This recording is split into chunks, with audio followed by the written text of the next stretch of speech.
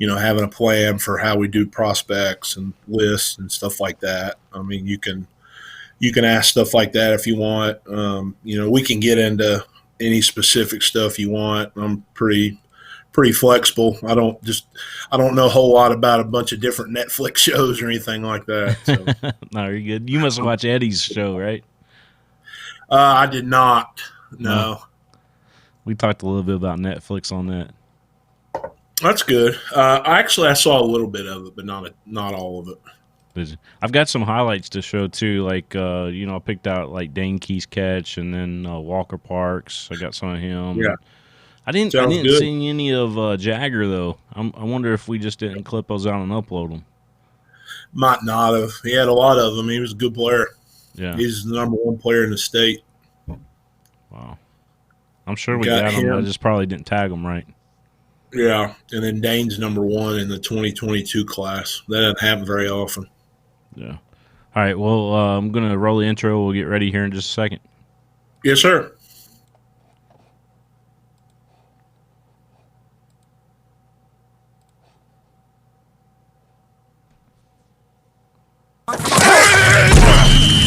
This is the center of the high school sports universe.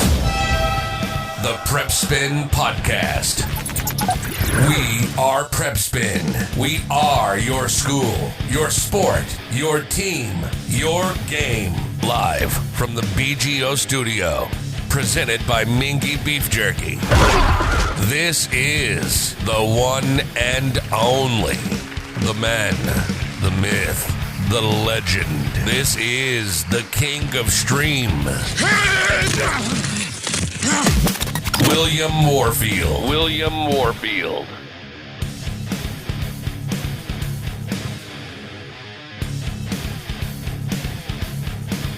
What's up, everybody? William Warfield here with you, and another great edition of Talking Sports here on the PrepSpin Podcast, presented to you, of course, by Mingy Beef Jerky, the official game day snack of PrepSpin, and we're live here in the BGO studios, and what a great night we got here tonight. Coach Nathan McPeek, the new head coach over at Frederick Douglass High School, new head coach, familiar face to the program, as he's done some outstanding things over there in their 3-year history. And Coach McPeek going to join us right now. And Coach, welcome to the show. I appreciate you having me on, William, and appreciate what PrepSpin does and what you do for all the Central Kentucky athletes. And it's just an outstanding platform for what you guys do for these kids in this area, and really appreciate what you guys do. Well, I appreciate you saying that, Coach. I know we're living in crazy times right now, and how's that impacted you? And first off, how's your family doing? We're good. Trying to do what the nation, the government wants us to do, and obviously, Governor Bashir, and just trying to follow those guidelines. Basically, we're in a dead period other than what we can communicate with our kids. Our family's doing really well, so hopefully that'll continue on, and I hope everybody's family as well, yours and everybody that's listening, and everybody in not only Kentucky but in the nation. And I know there's a lot of negativity and a lot of bad things occurring, and we need to recognize that, but at the same time try to stay positive. I feel like that's our job as not only football coaches but just educators. How's all this impacted, your reach out? I know obviously we're in a dead period right now, but it's not totally limited out of reach. But I know You can talk with your staff right now and things like that. How's it impacted you, Coach? Just kind of had to do a plan for, it is basically like, and as football coaches and really coaches in general in the state, we're used to the mandatory dead period at the end of June and 1st of July. So basically we're in that, except that we can communicate with our players and parents and things like that, whereas we can't in the summertime. So right now I actually just got off a Zoom meeting with our whole staff at Douglass, our football staff, just kind of talk a little bit about what some of our alternate plans are going to be in May, June, July, because it's obviously a moving target. It's unknown how this virus is going to affect just overall in the spring and summer and into the fall. So just having a plan for that. For us, our kids, just getting them workouts. We're basically giving them two options right now. Obviously, they got to stay at their home and work out at home, or if it's nice outside, with the gyms being closed and trainers and all that. So it's a lot on, the kid and the parent to try to get them to not only keep that social distancing, but also try to stay in somewhat of shape. We are going to have plans moving forward of having virtual meetings with our kids. I've already had a couple with our leadership council on our team, but just basically doing everything online, communicating with FaceTimes and the Zoom meetings and all the platforms, the Google Meets, and just making sure that the kids are okay and their families are okay, and just trying to stay in the best athletic shape they can. You took over for Coach Brian Landis, who done an outstanding job there at Frederick Douglass. Coach, what's it going to be like stepping in his shoes coming into this new season? Well, 3 years ago, when Coach Landis was coaching at UK, he was on their staff over there with Coach Stoops and their wonderful staff. I was blessed to be able to be one of the first hires that Coach made. And we had a vision of our core values and, with accountability and honesty and character and discipline. And, that's the core that we live by, and those things aren't going to change. And Coach Landis is a wonderful person and a wonderful football coach. And he had a great opportunity to go to Georgia State in Atlanta and be the linebacker coach there. And obviously he's got a heavy college coaching background in the past. And it was a wonderful opportunity for him and his family and his boys, to go down there. I coached in Atlanta at the high school down there, so it's really good football country. That's just something he couldn't pass up, not only monetarily, but just for his future. I'm blessed that, Mr. Diaz and Mr. Harmon and the Frederick Douglass admin staff and Mr. Delaney, our AD, thought enough of me and what work that not only I've put in, but our whole staff over the last 3 years to try to keep the continuity going. I have to be who I am. I can't be Coach Landis, and otherwise it's not going to work. And that's not a good or a bad thing. I just have to be who I am. And being a head coach in the past and taking teams to the state championship in the past, I think has really helped me prepare for this moment, both positive and negative with adversity and, positive things as well. So, I feel like that we're going to try to keep a lot of the things the same that we've had in the past and just continue to improve not only our schemes, but just overall people and what we're doing in our program from the top down. And now it's my job to kind of oversee all of that. And that's a little bit different than what I've done in the past. I got to kind of look at it holistically now from the top down, and that's okay. It's just a little bit of a change for me, and relying on our staff to do a little bit more. And we have a wonderful football staff, and a lot of them are teachers in our building, so that's obviously a positive. Yeah, let's talk a little bit about your past as far as who you used to play for, what school you went to, Coach, and then also I understand Gary was telling me you played a little pro arena football for the Horsemen, maybe? I did for him, actually. He coached for the Huntington Heroes, and I did it because I played at Marshall University, which is in Huntington. Mm-hmm. Gary coached with the Lexington Horsemen as well, with actually Coach Harmon, which is at our school at Douglass. He's our overall athletics and the head assistant principal, and Mr. Diaz was involved as well. So they all have football backgrounds. Yeah. But I'm from Eastern Kentucky. I went to a small school there called Russell. I played for a legend there. Coach Ivan McGlone was over the head coach at Russell for over 30 years. He just won over 300 football games, made several state championship appearances, won some state championships, and just an outstanding man. We're very good friends today. I actually probably talk to him now more than I did when I played for him. It's a lot different now than it was back then with your coaches. but was able to be a pretty good football player. I played basketball, but I was a screener, rebounder type guy, putback guy. I wasn't a great basketball player, but I played to help my feet, and I threw shot put and discus and track. So I was a tri-sport person, but I always found time to lift weights. If I had to be at 6 in the morning, it was at 6 in the morning. I always found time to do that. And then I was lucky enough to go to Marshall University on a football athletic scholarship. Started 51 games in a row there, including high school. I actually started 92 straight football games, which doesn't happen a whole lot in this business. Yeah. All caught up with me at once. I had a back surgery, foot surgery, all within about 10 months, my senior year in college. And it really set me back on a pro career. I was with the Packers for a little bit in 2004. Didn't get to play in a game or anything. Just, those surgeries took a lot out of me, and that happens. It's not only talent, but you got to have some luck to make the pros. And then when I got cut by the Packers, I went straight into coaching and teaching, and then played a little bit of arena football. Yeah. Gary Ball was also telling me that he called some of your games there for the Horsemen. I think he did, yeah.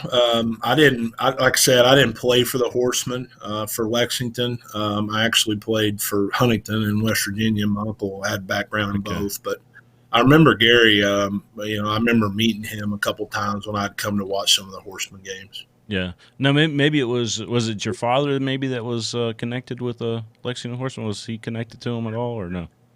My dad was not, but my uncle coached, with Coach Harmon, and he was actually there with Tony Franklin when Tony was the head coach, and got connected that way. So I've known a lot of, even though I'm not from Lexington, I've known a lot of people in the area. And when me and my wife moved back to Kentucky, we kind of settled here after we moved back from Atlanta. I see. Well, Marshall's got a lot of history about it. Did you have an opportunity to visit? I'm sure you did. I'm sure it's a tradition up there, but everybody remembers the We Are Marshall movie, and then the plane crash that had happened up through there. Talk to us a little bit about all that, Coach. It's obviously you're going to find. College-wise, you're going to find bigger stadiums. You're going to find bigger campuses. You're going to find, more money. But you're not going to find a town that loves football more than Huntington, West Virginia. When I was there, when I played, that was in the Coach Pruitt years, in that late 90s, and I played in the early 2000s. And we were really good. We were in the top 20 in the nation 2 of the 4 years I played. Had a lot of great players. Chad Pennington had just graduated when I got to Marshall, which Chad's at Sayre as the head football coach here in Lexington now, trying to get that program going. But we're good friends now. We talk quite a bit. And then Byron Leftwich was the quarterback that I played for, that is now the offensive coordinator for the Tampa Bay Bucks, which is going to, that's where Tom Brady just went. So that's going to be pretty neat seeing that combination for me personally. But you're not going to find a town that loves football more. There's a lot of people invested in the Marshall program that loves the college and just loves the football atmosphere. And the plane crash is something that every player is aware of. We're aware of it from the time that, you get on campus till the time you're done, and really lifelong, what we do. Me personally, we never lost a game that week of the remembrance of the plane crash, which is in November. Anytime that we played that week, it was you should be focused every week on your opponents in every game, but that week meant something special. We would have something to do about every evening as a player that dealt with the remembrance of the crash, and we would have memorial services and get to meet some family members of people that had passed away in that plane crash and just what it meant to them and coming back to university. So it was a pretty emotional time, even though it was several years after the fact. But every player that suits up for Marshall understands kind of where they rose from those ashes of the unfortunate tragedy to what it is now. Because they were pretty close to, not having the program, and the movie kind of portrayed that. And a lot of people really didn't want football to come back in 1971. And then, there was a lot of losing years, and a lot of people didn't know if Marshall was ever going to get back to being competitive again. Mm-hmm. And to be one of the most winningest programs in the 90s and early 2000s with all the great players and kind of what it's turned into today with an indoor facility and new weight room and all that, it's really remarkable to see what the university has done. Yeah, that's an amazing story there, Coach. Mm-hmm. Amazing experience for you. Yeah, it was. And I could have, again, not as a bragging thing, but I had several colleges that were interested in me out of high school. And I was, like I said, a good athlete. And the minute I went into Coach Pruitt's office, it was just an immediate, I wasn't really a big Marshall fan at that time. I knew that they were pretty good and they won and all that, but they were just coming out of 1AA ball. So I really didn't know a whole lot about what they were going to do in the future. And then I just felt super comfortable there. I, didn't really visit a whole lot of other places, even though I had a lot of recruiting interest, and just kind of felt at home. It worked out great for me. I had family members at all my games, either my mom or dad or both, or grandparents or aunts, uncles. And it was just a great 4-year experience for me, and really helped me and propel me into what I do now as a coach and a teacher. Yeah, I've been able and been fortunate enough to see you coach on the sideline, and I got to tell you, Coach, I haven't met anybody yet over the last 3 years that I've known you that has as much passion on the sideline as you do. Those guys really buy into you. Well, I appreciate that. Some of my guys may think I'm a little overbearing at times, and I've had to calm myself down a little bit. Being the coordinator and, now being the head coach, you can't really lose your mind just being as a position coach. But that's not going to change who I am. I'm very passionate about kids doing things right on and off the field. Mm-hmm. We try to focus on, being a good human, and everything else will take care of itself in our program. And like most coaches, it's a full-time job. I mean, it's not just show up for a 2-hour practice and that's it. It's not, college, you get into a little bit of that, in NFL. But in high school, it's a full-time job. I mean, if a kid needs you on a Saturday, and you got to go help them. And, if they need you on a Sunday, you got to go help them. Or if they need you on a Tuesday night, you got to go help them. Help them with not only academics, but football and just everything that a lot of these kids need. And there's a lot of positives for every kid, and there's obviously a lot of things that you got to work on with them. But I enjoy it. Obviously, I don't do it for the money. No high school coach does, and really no teacher gets into this business for money, because I knew when I was getting my degree in this that I wasn't going to be rich or anything like that. It's just something that you have to enjoy, and you have to enjoy a lot of free labor, I guess you could say, and just enjoy helping a lot of kids. But I appreciate the comment. Yeah, you put a lot of pride in there. It's almost like watching a labor of love when we see you there on the sideline. So one of the things that stood out to me last year is you guys were tweeting out, and the guys really bought into it, was how you do anything is how you do everything. And you're talking about, you gave examples like taking the shopping cart back to where it belongs, that kind of thing. How did that all start up, Coach, and where did that idea come from? Well, that was the shopping cart was one of my uncle's idea, because he helped us on our staff the last couple of years. He is now retired, and he's heading to actually help in college football in the future as well. So he is retired from teaching in high school in general. Yeah. But just really took off with really Dabo Sweeney on how you do anything, is how you do everything. And that's really important of a concept that we do in our program. And, just really looking at anything in life, not just football, on how that can relate to you doing your job to the best of your ability every single day. And a lot of that statement is just, being the best version of yourself, because we all have bad days.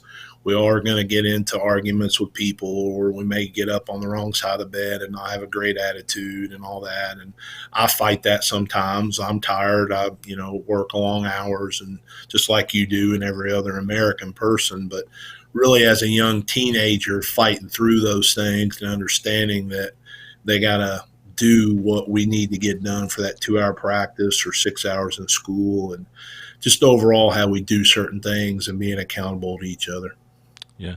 You guys started out of the gate really quick. In year one, you had the documentary from the Herald Leader. They did the documentary on the program. And then year two comes along. You guys have a really good season.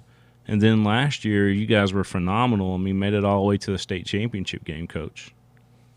Yeah, it's a tough act to follow, I guess you could say, but I've been here all 3 years, so I know the expectation, along with a lot of our staff that's staying from the last few years. And it was a great year last year, and really it's been a great 3 years, being 35-5 and having success. But every year, just like a lot of kids know with the Xbox and PlayStation, it's a reset button. Every year is the same. When you have success, there's a lot of people that want to knock that success off, and we understand that. We're going to be the really big dog on the schedule for a lot of people. We understand that because of our success the last 3-4 years.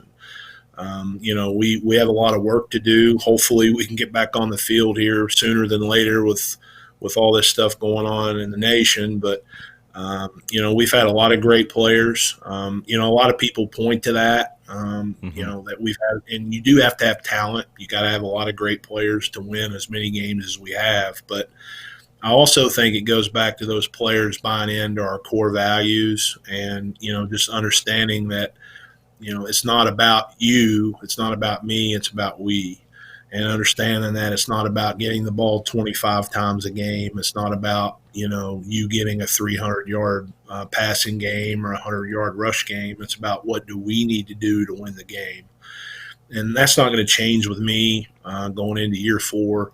But we have been blessed with a lot of great players, and it was an outstanding year last year. We didn't get a chance to cap it off like we wanted to, playing an outstanding CovCath team. Michael Mayer was the best high school player I've ever coached against and ever seen live. That's just me personally. And I've been around football a long time. I've been playing it and coaching it since I was 7. He was a really, really good player, and he was hard to prepare for. But their whole team was well coached, and they got a great program. Yeah, CovCath is who you're referring to, and Michael Mayer. Everybody knows he's going to Notre Dame. He was Mr. Football, going to Notre Dame, and man, he was something special, especially in that in that championship game, Coach. I mean, he really, really stood out there. Was the difference maker? Yeah, he was, and he was on, because they had got beat the year before by South Warren. A lot of people, CovCath is like 44-1 over the last 4 or 5 years or something like that. And it's crazy. It's outstanding, last 4 or 5 years with their, talent that they've had in the overall program. But we've had a lot of great players. I mean, Walker Parks is probably one of the best offensive linemen, not only in the state, over the last few years, but in a long time. And I was lucky to coach him the last couple of years, and he signed with Clemson, and got another one this year with Jagger. I know you'll probably get into that, but it's a blessing to have great talent and great players, but they're also great humans, and that's always what you need to get successful. If you don't have great humans in your program and your players don't buy into what your vision is, it's hard to win on talent alone. Yeah, I'm going to show some of these highlights here from last year. I got a few of a little bit of everybody, I believe. Okay. And we'll start with the big sack here from Walker Parks. But Coach, you should be able to see it on your end too. So maybe you can just kind of describe what we're looking at here. Yes, sir. So here's Walker coming and get his. He's Walker's just an outstanding athlete. Clemson's getting a great player from him, and Coach Poe does a great job with our defensive line, and obviously he's getting off the block here and ripping with that tackle and just beating him across the edge for the sack. But we've played great defense the last 3 years at Douglas, and hopefully that's going to continue. And this is Right here, y'all. Go ahead. I'm sorry. I was just saying, I think that's the Dane Key catch, right? Yeah, it is. Dane is the number one prospect in our state of Kentucky for the 2022 class. Dane's going to be a junior this year, and was able to make ESPN top play on that night. We sent it in, and they played it. And he's an outstanding athlete. Dane has several offers from Kentucky, Louisville, and Oregon, and Virginia Tech, and they're going to continue to roll in. And he's got great hands, great ball skills, but he's also a great human being. Right here against Lexington Catholic, which obviously had a great team with Bo this year and very explosive. We did a great job up here up front with Darius, which is returning, Darius Neal. He just did a great job here on his run, and we got great movement. You can see Jagger down the field getting a great block and just getting great movement, and Darius being a beast and not accepting just being touched and making everybody tackle him. Yeah, you didn't have to bring this up with the Trinity scrimmage, but I'm just kidding. They obviously have a great team, great program, but it helped us out. That's another great catch by Dane, and it was a good ball there by Josh on the go route, and Dane making a play for us when we needed it. But that helped us out with that scrimmage. Again, this is Lex Cath, Darius running one of our run schemes here, really cutting off that double team and getting great movement up front for a big play for us in the game to put us up a few scores in the game. It's a big hit coming up here, I believe. Yeah. Yeah. That's a big hit there by one of our young kids. I'm not sure what number that was. 42. But, yeah, so that was one of our younger kids. Here is Marcus Thompson, which is a really smart football player, making a big play in the game, intercepting Bo, and big highlight in the game, and big momentum shift in the game for us. But Ray was a great player for our defense, team lead, knew kind of what everybody was doing, very smart football player, and he's actually going to the University of Charleston to play college football. Here's we'll see what this one is. This is Walker Park. Yeah, this is when he played for LCA. So. I got you. Yeah, so Walker came over to your program from LCA. This is another one here against Catholic. Yeah, that's Devin Neal. It's Devin's, he started every year for us. Just a great athlete, great player. His brother was number 20 that we saw a little bit ago, but Devin's going to Baylor. It's not often you have a Clemson and a Baylor player in your senior class, and we did this year. And biggest reason why we went 14-1, but Devin's an explosive player, explosive athlete. There's Walker again on the pressure, getting it on the sack, and just playing with great energy. And he was just a great, he's just a great human. He's a great player, yes, but just really great team lead for us, and always brought the energy to practice every day.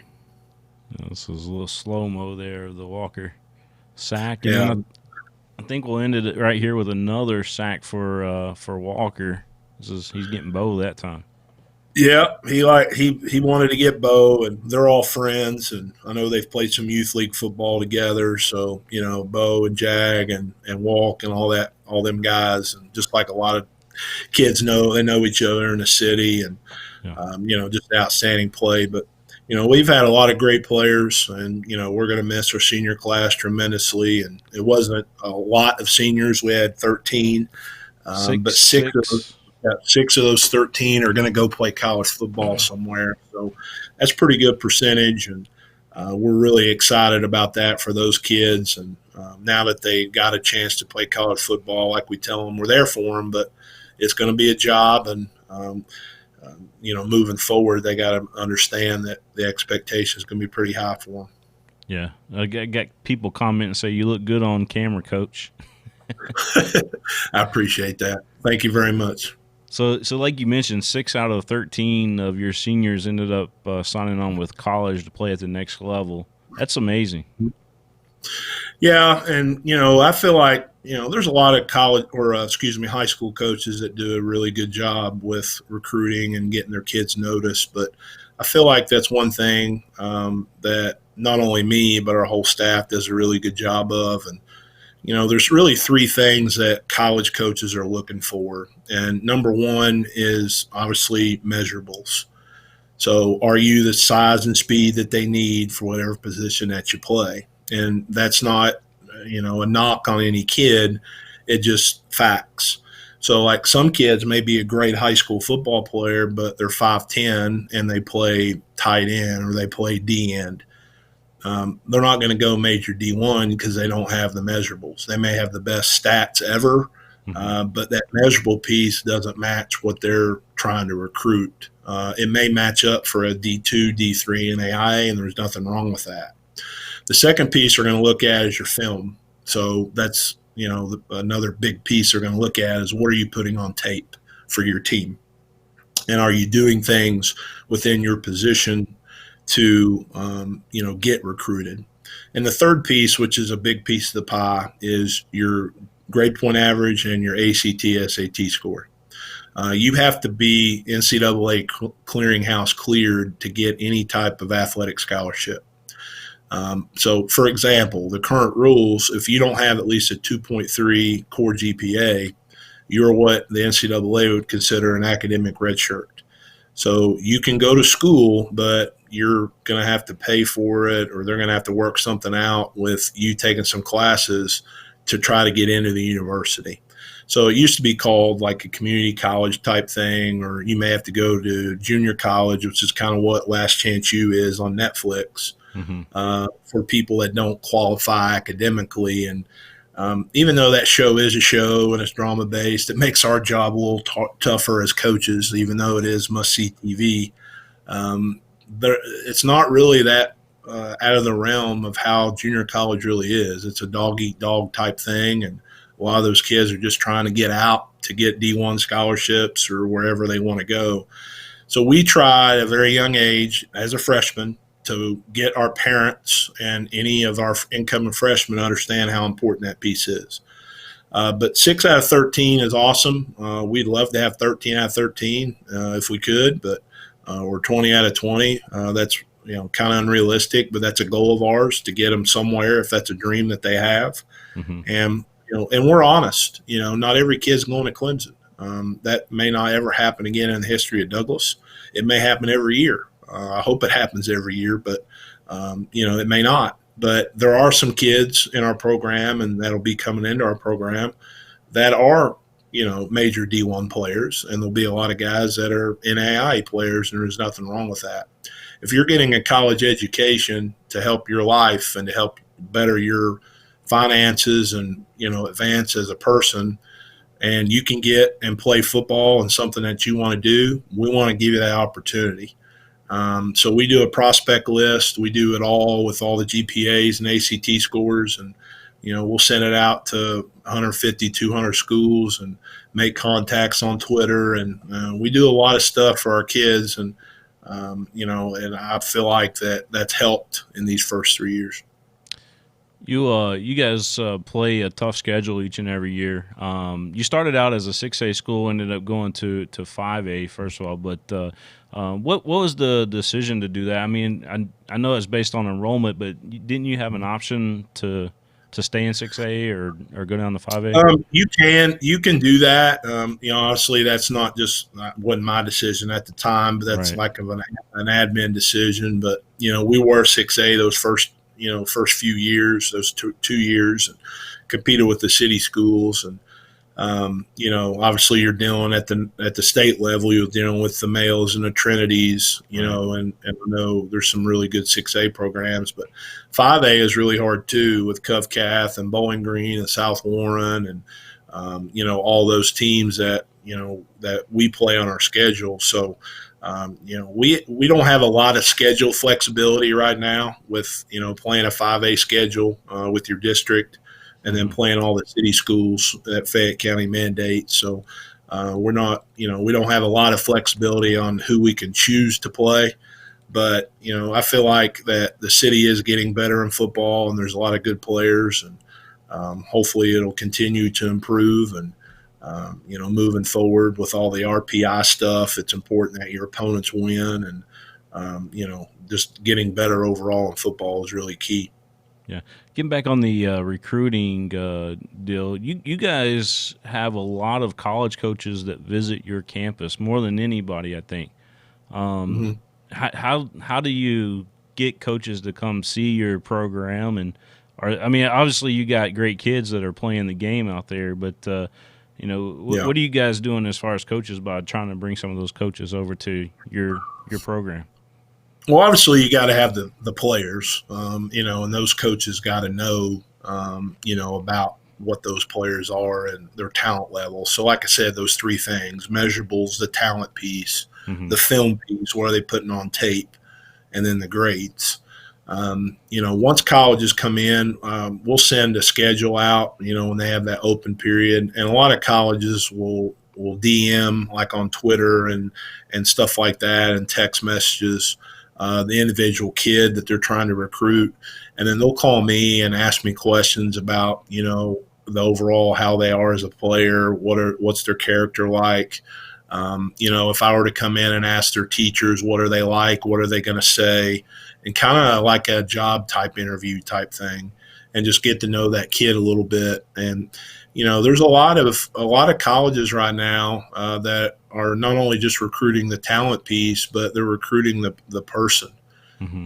There's a lot of colleges that aren't going to fool with kids that aren't on point, that aren't good people, that they're not going to trust. Because, are you going to invest, like an SEC scholarship, and a lot of parents kind of get wide eyed when I tell them this, but with the tuition hikes and all the food, the clothing that these kids get on full scholarship, and the housing and the books, I mean, at an SEC school, like at Kentucky or something like that, I mean, you're looking at $3, $4, maybe $500,000 for a 4-year scholarship.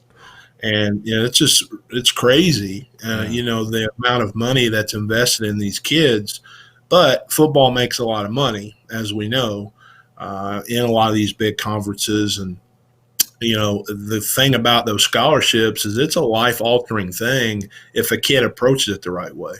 Mm-hmm. Because really a scholarship is year to year. You have to sign the paperwork year to year. So the kids got to make sure that they're a good human. They're going to class. They're keeping up with their academics. They're not missing weight room sessions. Just the overall holistic piece that we're trying to teach at Douglas, and really overall at the high school level. How important is social media, Coach, and kids doing and saying the right things on social media? Yeah, we talk about that a lot. It's an extension of you. It's an extension of kind of your character and who you are. I tell this story. I'm not going to mention the young man's name, but I had a young man that I coached in the past in the state of Georgia. Even I coached there in 2014-15. But this kid was a really good-hearted kid, but didn't have a mom or dad. Dad had passed away, and mom wasn't around and lived with grandma. And it was a really bad situation, but he's a good football player, did enough academically to qualify. Well, this young man got a scholarship offer to Liberty University, which Liberty is a Christian-based university. Mm-hmm. They're pretty good in football over the last couple of years. But this young man made a huge mistake and retweeted stuff about violence and drugs and women and things like that, derogatory things. And he didn't originate the post, but he retweeted it, and Liberty saw it and pulled the scholarship. And I'm not saying that's going to happen for every kid, and kids make mistakes, and I'm not saying it needs to be that harsh, but it is reality. And kids, there are people on a lot of these big-time college staffs, that's their sole job, is to monitor your social medias to see what you're putting out there. So it is an extension of you. It is an extension of kind of who you are, and it's not going away. I don't fight it. I kind of embrace it. I use Twitter. I'm not a big Instagram guy, but I do use Twitter for recruiting purposes and getting information out to our kids. I don't Snapchat and do those type things, but I'm aware of them, and our kids know I'm probably going to see a lot of stuff that they do post, and we're going to have those conversations. And we do have to have those conversations about conduct on their personal social medias. No TikTok for Coach McPeek, right? I know our guy that does a lot of our football ops, Mike Mills. He's done a couple of those for our program, and no, I know what it is and what the purpose is, but I don't get into a lot of that stuff now.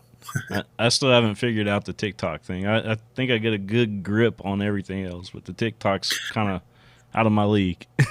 Oh yeah, yeah. It's crazy, and like I said, it's not going away. And I think us as coaches, even our I'm 37, but even our coaches that are older in this business, they've kind of accepted that fact as well, that you're just going to have to monitor it and use it to your advantage. And Twitter's really turned a lot. I know it's kind of a lot of kids don't even really use it much anymore with all the other new stuff. Mm-hmm. But Twitter's turned into a lot of just college recruiting pieces. There's a lot of college coaches that would just assume DM you on Twitter than they would even text message. So it's really turned into a lot of the recruiting piece of Twitter. That's why I have a lot of our kids, have their handle at the top and then their highlights and then their graduating class at the top of their profile. So that way that coach can just go there and click on it, or they can see our prospect list that we send. That's a good point because, in the past when you had services kind of like that, recruiting service obviously, but when you had services like that cost an arm and a leg to have something like that in place. But you're giving these guys direction to make sure that those college coaches know where to find them at. Yeah, I feel like, if somebody's going to approach you that you don't know, and again, there's a lot of great services out there that parents can use. I'm not talking badly about those places, but you have to be careful. Right. So what I tell our parents to do is check with me and let me know who is asking. If I don't know them, I'll find out somebody that does and see if they can help that kid. But I feel like we do enough in our program. I can't speak for others, but I feel like we do enough in ours to help our kids, whether it's an AIA level or it's major D1 level. And we've had kids at every level the first 3 years at Douglas. And what we do is just basically break it down into those graduating classes. So like class of 21 now will be the seniors, 22, 23, and then the 24s are coming in.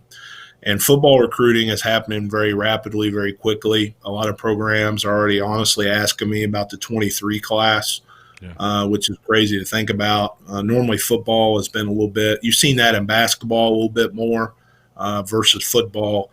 But football's, especially the major programs, they're starting to look at the 22, 23s already, of kind of how that is. So, you got to be organized, and you got to understand that you're trying to help these kids.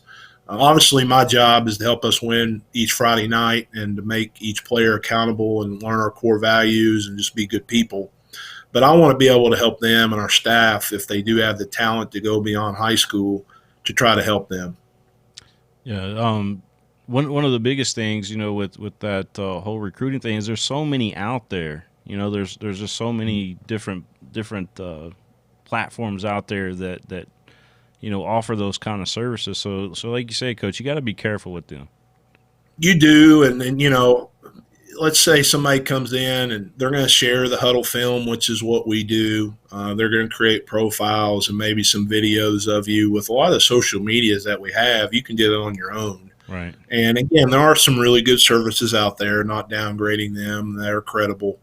But to walk up and give somebody $2,500 or $3,000, I feel like we do a good enough job in our program to be able to get their name out there and talk to people. But again, that's not my decision. That's the parent decision. But I would rather use that $3,000 on investing in, a kid getting some extra work in somewhere, or invest in, supplements, or invest in something that can help them as a player. That's just me and my personal opinion. That doesn't mean it's right. But I would rather that occur for each individual player and let us do the recruiting piece, because at the end of the day, they are going to talk to the recruiting profile people. They're going to, talk to those types of people, and you got to play the game. But at the same time, they're going to call us. They're going to call us as the high school coach, and they're going to ask about that kid. They're going to see if the kid's talented enough. but they are going to use, and call what we tell them and what we share. Yeah. But I do think it's great, like 247 and Rivals and all those and all the camps with Under Armours. I think all that is outstanding. I'm not against any of that. And I have a lot of friends in those businesses. Mm-hmm. And then kids get starred and all that. And I'm not against any of that. We have a lot of good players in our program that are 3, 4 star players and possibly 5. And that's all great. And I'm happy for those kids. But a no-star kid can still help you win ball games and can still get recruited. It does, it's still about measurables. It's about the tape, and it's about what you're doing in that classroom at any level. So I think that's important that we as coaches do that for those kids. Yeah, we in the past, us at PrepSpin, we've been fortunate enough to work with groups like Football University doing the the All-American game, the U.S. Army All-American game at the time. I think it's called Adidas game or something now, but Yes. they had several games leading up to that championship game. The big All-Star game, that's on NBC. But yeah, we've worked with them. We've worked in Atlanta with Under Armour doing some of their stuff for their big. They bring in all those kids from all over the nation and do this great big thing, out there on the field and let them play against each other. So, but yeah, we actually go ahead. I was just saying, yeah, those guys are legit, no doubt about it. But there's a lot of startups, that are out there that do try to take advantage of people. Yeah, and I would just suggest to parents, how I talk to our parents is trust me, trust our staff, and just ask it. I've had several emails and texts, Coach, is this credible? Is this made up? Is this? Because there are a lot of fakes, and there's a lot of people that just want to take your money and run. So I just tell our parents, if it's something that you may want to invest in, just kind of run it by us, and we'll find out if they're credible or if that kid needs it. Because the last thing I want is parents wasting money. Right. A lot of them work really hard for it, like me and you, and you don't want to waste it for something that, isn't going to help that kid. And for a lot of kids, it is a good thing. A lot of parents spend a lot of money on, the camps and the Rival Series camps and for Under Armour and all that stuff, and going to college camps in the summer. Those things are outstanding. And to me, that's money well invested. Because if you go and do well, it's going to help you. And if you don't do well, it kind of wakes you up into, hey, I'm not as good as I think I am, and I got work to do. And then the really great players go and do well at those things and then come back and try to get even better. Yeah. So it really gives you some landmarks for each individual player on those aspects of going to camps and those types of things. Yeah, no doubt. That's a good talk on all that, Coach. I'm glad we touched on that. Didn't mean to, but we did, and that was good. Yes, sir. Yes, sir. So, obviously Mingy Beef Jerky is our title sponsor here on our network. How far do you and Curtis go back? He played for my uncle when he was the head coach at East Carter. So I was a little kid at that time with him and Darren Fight, and they were great in the backfield at East Carter. And I remember sitting over on the sideline as a young kid and watching those guys go to work. And Curtis was a great player. And actually, I talked to Curtis today through text, and we're friends. And he's a family friend of ours, playing for my uncle. And he's got a great product. I'm very proud of him and his family. And I know he's got an upcoming boy that plays football, and wish him the best and wish him all the luck in the world and his family. And I know that they'll all do well, but very proud of what he's done with his product and his company. And it's an outstanding, obviously, beef jerky. But just overall how he runs business and the type of person he is, those are the people that, you want to deal with, because he's all about helping kids. And he's been a great sponsor for a lot of things, but he's been a great sponsor for personally our program and running bowl games and things like that, and getting you guys involved over on the farm. And we really appreciate Curtis and what he does, and appreciate what you guys do. Yeah, you guys, you mentioned earlier about, getting folks to be interested in your program, you guys really, really reached out to us there in the beginning, and you know, I mean, just all the hospitality and everything that you guys give us over there every time we're over at the farm, and you guys treat Yes, us sir. well.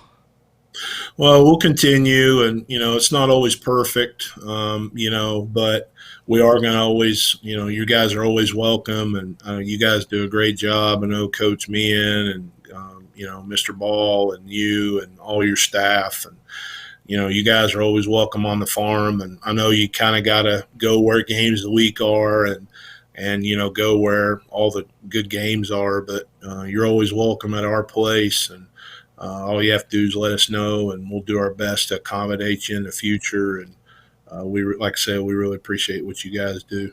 Well, I appreciate that, Coach. Again, we mentioned the Mingy Beef Jerky whole deal over there. They support your program, support us. They help us put on this show when this whole Mm-hmm. thing's going crazy out there in the world right now. Yeah. And we're very thankful to them. So you got a we talked about last year's team, but can we look at your schedule coming up for this coming season? Yes, sir. All right, let's pull that up here, and you'll be able to see it as well. But it looks like you start on August 21st against Bryan Station on the road.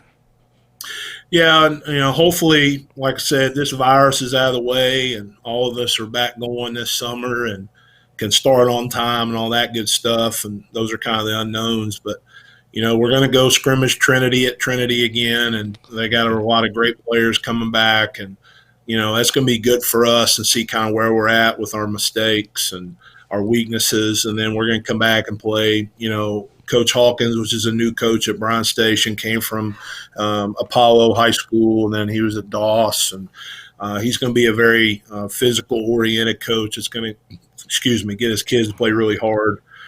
So we're going to start on the road really those first 3 weeks with a scrimmage at Trinity, and then, coming back on the road, going to Station, and then playing a Tates Creek team that went to the state semis last year.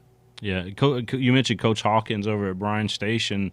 Him and I, we go pretty far back too, because he actually took the Kentucky All-Star team down in San Antonio to play in some of those games I was telling you about down there in the Alamo Dome. We actually went down there with him, and that's where I first met him. And then he also was a coach of the East Bay All-American game down there. So he's got some history there, and he's probably gonna turn Bryan Station around pretty quick.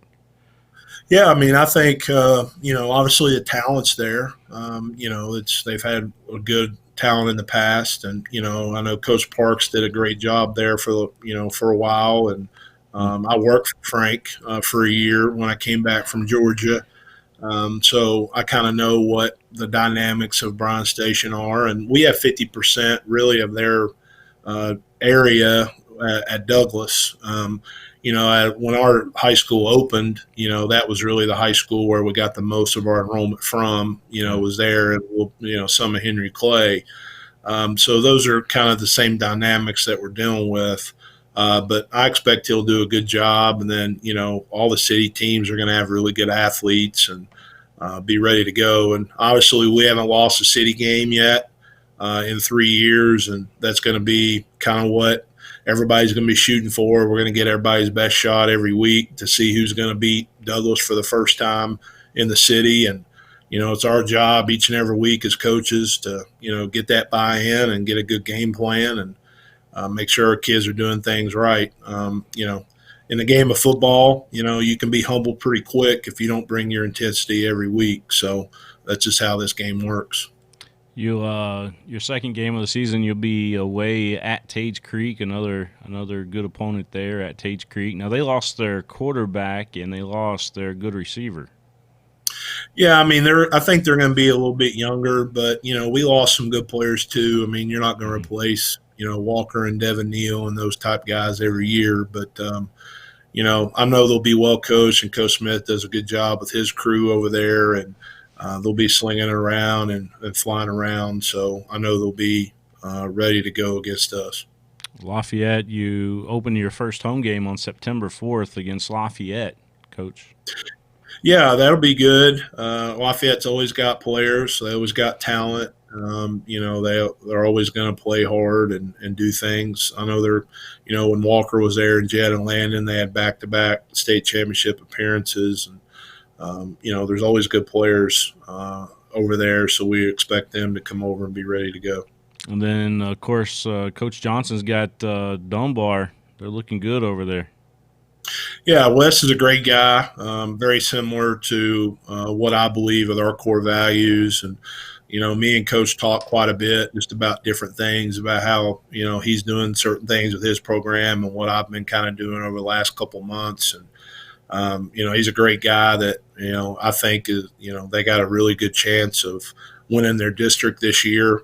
They have their quarterback coming back. They got some good skill guys coming back. And I know he hired Coach Stacker from Franklin County last week to run his offense. And, a lot of Central Kentucky people know Coach Stacker and what he does offensively. So it'll be a good challenge for us. And, hopefully we can take it week by week and be ready to go. Yeah, and then you got Henry Clay after that at Henry Clay on September 18th. And then you play on September 25th. You're on the road against Scott County, but you guys call them that team up north. Why is that, Coach? Tell me about it. I think it's a respect thing. They don't like it, and it's been obviously we played each other 6 times in 3 years, and it's been a pretty heated rivalry. In order to get to where you need to get, you're going to have to go through Coach McKee and his program. And I think it's more they wouldn't agree with this, but I view it as a respect thing, kind of like Ohio State, Michigan. That's kind of what they do. And Coach Landis was a big Ohio State fan, so I think he kind of portrayed that as that Ohio State, Michigan type rivalry. But we respect Coach McKee and his program and how hard their kids play and what they do, and it's hard to prepare for with the wing tee. I'm a wing tee guy. It's what I used to run as a head coach. So, he's done a great job for over 20 years in that program, and we respect the heck out of what they do. It doesn't mean that we don't want to win, and you're going to have to line up and beat those guys, to get to where you want to get, to win a district or to win a state championship or get there. And 2 years ago they got us in that second round game, and we were pretty good that year and had a lot of great players. And then this past year we were able to get them back in our playoff game. So I think it's a great thing to have a rivalry. I think it probably gets out of hand at times. People are at fault for that, us included. But at the end of the day, it's about football, and it's about blocking and tackling and doing things right. And he does a great job, and their staff with Coach McIntyre have been with him for a long time, and their kids do an outstanding job. And to me, it's an honor to line up and play against them. To be able to compete with them in 3 short years is a testament to kind of the work that we've put in. Hopefully we can line up with them this year and give them some good games. Going into the year, a lot of people probably going to assume that we're going to play twice again like we have the last few years. And hopefully that's the case, because that means we're doing well and they're doing well and all that. So, but it is a rivalry type thing, and we understand that. When I was head coach before, we kind of had one with Raceland back home where I'm from, and it got very intense like this rivalry is. And I think kids really play up to that standard, and it's a great game and a great atmosphere to have. And again, to me, I view it as a respect thing because they've earned that right, because they've whipped up on a lot of people around here for many years. Yeah. And that they're always going to be there year in and year out. He's going to have a strong team. They're going to lift weights. They're going to do things right. They're not going to beat themselves. So if you don't do that, you got no chance to beat them. They kind of got that target on their back all the time too, kind of like Boyle County does, for example. Mm-hmm. Yeah, kind of the same program, right? Yeah, I mean, they very similar. I mean, Chuck Smith just retired from Boyle, but, and then Larry French did a great job there, and they're a great program as well. And then Coach Haddix is coming in this year over there, and he'll do an outstanding job coming over from Corbin. And, Coach McKee, again, he's a great football coach, and they do a great job. And like I said, hopefully we can, get to that point where we can line up and, compete with them for a district championship, and then hopefully play for a lot more meaningful things in November. Yeah. So you got it looks like you play Grant County on October 2nd. Is that going to be maybe your Mingy Beef Jerky Bowl, considering it's an Eastern Kentucky team taking on you guys? It could be. I haven't really discussed that yet with Curtis and the company. Just everything's been kind of put on hold with this virus, but Right. that could be a possibility for that. Yes. Okay. And then you got Great Crossing, another Scott County team there on October 16th. They're still a new program. They probably will be a little bit more improved, I would imagine, this coming year. Yeah, I mean, they're going to see improvement. They got a lot of good skill guys, a lot of good athletes. Their quarterback and safety got offered by Cincinnati over the last month or a month before. He's a great-looking kid. Nice. He's going to be a junior, I believe. So they got some good players, and we got to go back over there. We're going back over there twice to play over there, and it's an awesome facility. So I'm looking forward to that and looking forward to the atmosphere that our kids are going to get to play in both those games. But they should be improved and ready to go, and Coach Raines and his staff will have their kids ready to go. All right, and real quick, we got Montgomery County on the 23rd, and then Lexington Catholic. You play at your place on the 30th. Mm-hmm. Yeah, I mean, that's going to be two, obviously finishing up our district schedule with MoCo. They're always going to be – they're a wing T team, very similar to Team Up North and some of our other guys we play with wing T principals. They're going to do a great job. And then finishing up with Catholic and, obviously what Coach Smith does and Coach Fields. And, they're a lot of spread principles. And I know they were young up front last year and got some good skill guys returning. And that's obviously a very meaningful city game for a lot of our kids because they know each other. And, it's good to play those types of games at the end. All right, Coach. Was there anything that we haven't touched on that you like to touch on here tonight, Coach? No, I just like to tell everybody that watches just to stay positive through this. It's really hard, because we kind of it's a moving target. There is no set end date, and believe you me, I'm not very patient. That's a weakness of mine. So that's one thing that I've had to really learn over the past couple weeks going through this and just overall being safe. And please, if there's anything that, we can do for all the medical people that are out there on the front lines doing all this stuff every single day, or any of the businesses, if there's anything that we can do at Douglas in our program, in our football program, please reach out to me.